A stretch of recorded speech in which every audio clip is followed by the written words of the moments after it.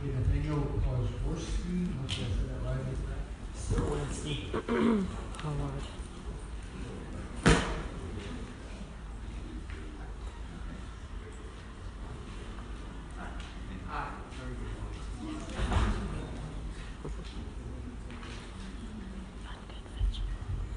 Howdy, my name is Nathaniel, and if you haven't heard of me, you won't forget. For the last 10 years, I've been battling over this issue for my medicine, and I'll start by saying that I personally believe that we are all deficient and lacking of supplements in the endocannabinoid system. So I spent my entire summer session going to the Capitol, going room to room, following around with countless politicians and political leaders from all over Texas. I have been gatekeeped, I have been lied to by lobbyists and chief government officials over this issue. I was even offered a $25,000 shortcut to the front of an imaginary list for hemp farming by one of the chief lobbyists for Sid Miller. The reason I have come this far and I chose to spend my time here today is because I truly believe my voice can and will make a difference.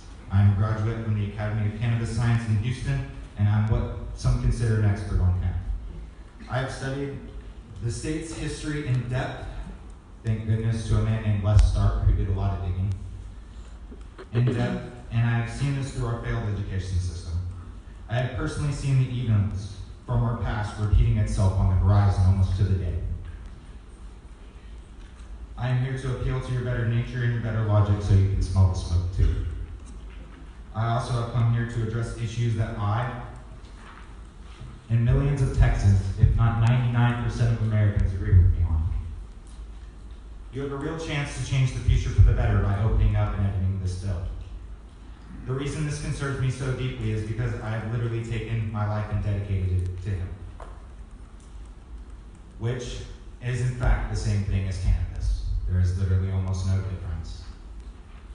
All these rules and regulations are built on a draconic system that seeks to preserve and perpetuate a cycle of monopolies filled by greedy investors, corporations seeking to bottleneck consumers into a never-ending cycle of taxes, of gatekeeping small businesses. This is fueled by a prison pipeline that incarcerates specifically dark-skinned individuals or anyone of an alternative nature, which is part of a bigger agenda that seeks to remove power from people and enslave us to our doom, which eventually is the world tearing itself apart. This is due to an instant gratification chasing baby booming generation who sold us short for fancy cars and ice cream. I've talked with thousands on this issue. We sent, as a people, our expectation and demands to our governments only to fall on deaf ears and stall tactics. The self-interest of these private and hostile entities must stop if we are to continue to change against the drastic police state aggression towards minorities and the ever-present threat of climate change and eventually all-out war, which can be all prevented by hemp. Every single one of those things can be prevented by hemp. You may think that these issues are different, but I think hemp is the solution for all of our problems. You may also think that cannabis and hemp are two different things. I am here to tell you that you are mistaken. If you think that using racist words like marijuana are okay, they make you no better than Harry, but we'll get to him in a second. It's obvious that my generation... I'm going to ask you to round it up soon. We have a lot of people. I understand. I'm trying to. If you would, sir. Separation from us. You know what? I'll just sum it up.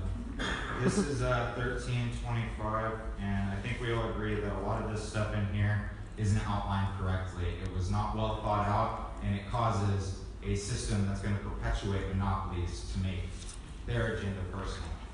That's what I think about it. I conclude my statement. Thank you.